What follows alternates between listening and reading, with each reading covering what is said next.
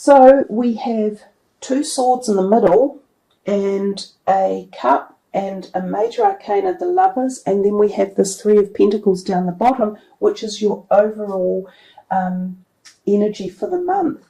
Let's start on the left with the Two of Cups. This one has come out earlier in the month with one of the other signs, and it's a beautiful card to have. It represents harmony, joy, love, support, togetherness, bonding, romance, relationships, and business partnerships as well.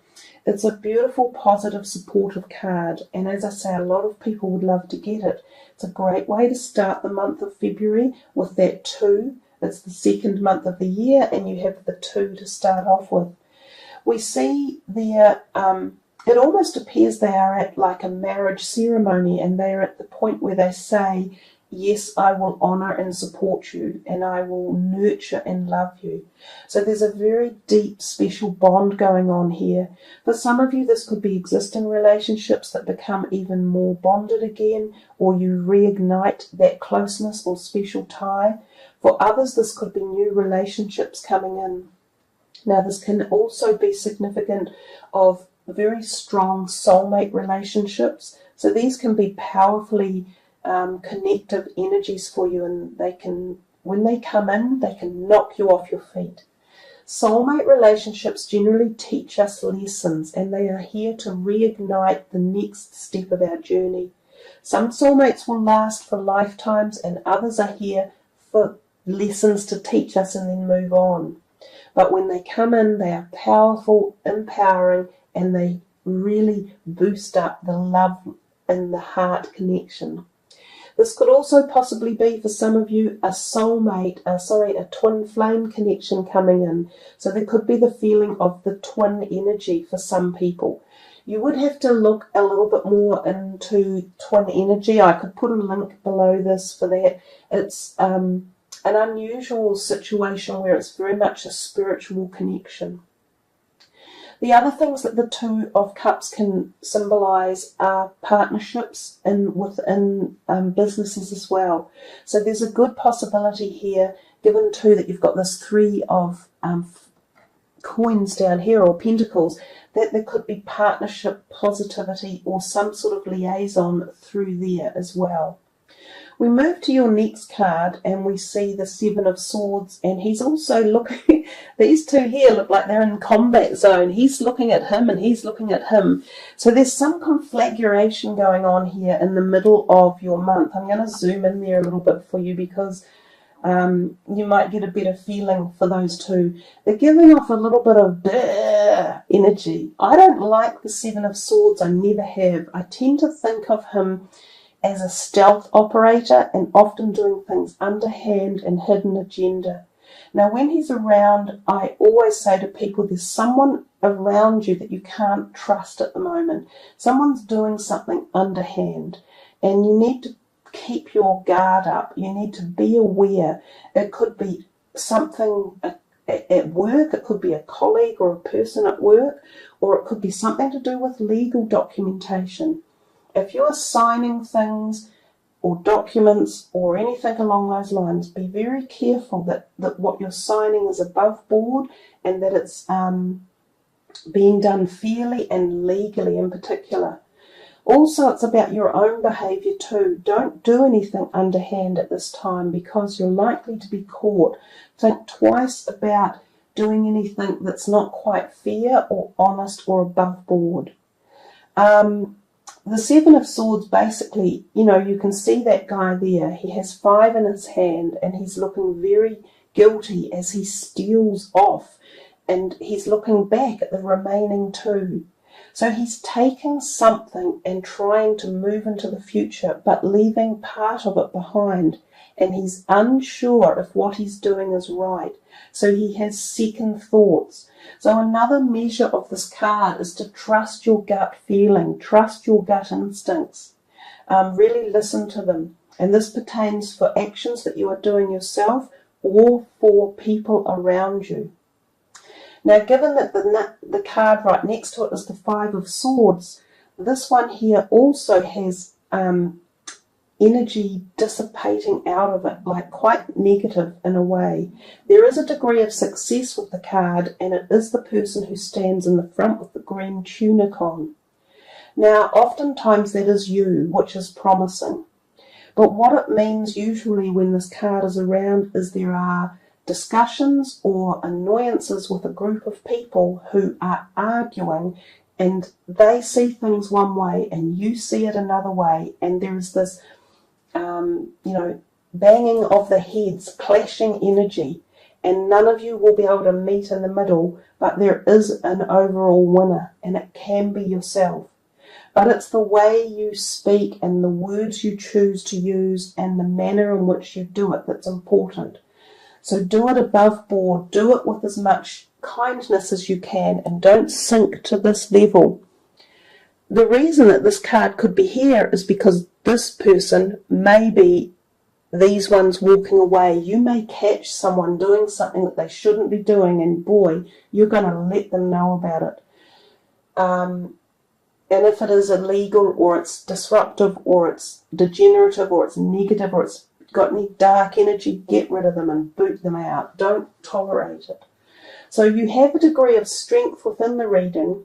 It's about knowing who to have around, who to trust, and how to deal with it in particular. Just be careful of legal things, written documents. Don't give away your passwords or your bank account details. Don't sign up to anything that sounds too good to be true, because it'll be a con, most likely. So it's just, I just treat it as a warning card when it turns out, and to be a bit more alert. That's probably enough said about those two. I do also look that this card is placed directly beneath these two, and that's your finances card. So I am thinking to myself, is there a possibility here that it's tied up somehow with your finances or your work or your career or your money? This is a positive card. There's no need to worry about that. This is usually attributes at work, or success at work, or being rewarded at work, or acknowledged for your hard work. And oftentimes 3 people can be involved. And it's the networking of people that get you the success. So there are definitely people involved in this. It's more than one person. It could be 3 or more. And the number 3 will be significant. It could be something that takes 3 weeks or 3 months. And there could be some tension around it. And it could be something that you are negotiating or mediating almost, because the swords are about words and intellect and the use of communication, which can be mediation. Now, this is a bit interesting, but there's almost something myself here going on, without saying too much, that almost fits that category. So that's an example, and I'm an Aries, so there you are. But we come to this last card here, and we see the Lovers. You guys, what are you doing, all you Aries? There's lots of love in the air, and I think we've kind of mentioned that, because I've talked about Vesta and the love and the passion and igniting passion. Well, the Lovers ignites the passion, and there's plenty of passion in the middle of that reading, and you've got your 2 of Cups on the other side about love and passion. So with the Lovers card, again, it can be extremely intense relationships, so real soulmate, real heart connection. It will set you aflutter. It connects with your soul. The twin flame thing again pops up. Some of you are either going to find this new person and it's going to be like kabow, it's going to bowl you over, or others are just re-energizing the relationships that you have, and it will be taken to new heights. And again, the Lovers can also represent businesses, new business partnerships or allies. So there could be something here for you guys. These 2 cards and this could be representative of a new business structure or format coming your way as well. The other thing about the Lovers, it is derived from, higher than ourselves. It is greater than just us. It is brought to us by no chance meeting. The gods are delivering you something powerful and passionate. Sometimes the Lovers does indicate affairs. So there can also be this hidden agenda, this Seven of Swords over here, you know, sort of stealthing around under the cover or the guise of something else. The Lovers often also indicates needing to make a decision. Sometimes there are three people again involved in the Lovers card, and you have to make a decision. Do I go this way or do I go that way? Some of you may already be in a relationship and a new partner comes along and there are three people involved and you have to make a decision. So you see, the Lovers has a lot of different potential meaning and energy.